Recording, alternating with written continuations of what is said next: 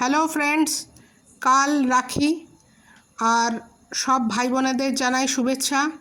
আমার মতন যারা দূরে আছেন তারা এরকম রাখির ছবি পাঠান, নিজে ভালো ভালো করে রান্না বান্না করে খান আর ভাইকে ছবি তুলে পাঠান, যাতে সে ভাবে যে কবে আবার দেখা হবে, এরকম রান্না করে খাওয়াবে। মজাক করছিলাম। আসলে যারা আমার মতন দূরে থাকেন তাদের তো মন খারাপ হয়। তো আমি শুনেছি যে চকলেট খেলে নাকি মন ভালো হয়, ক্যাডবেরিজও খেতে পারেন।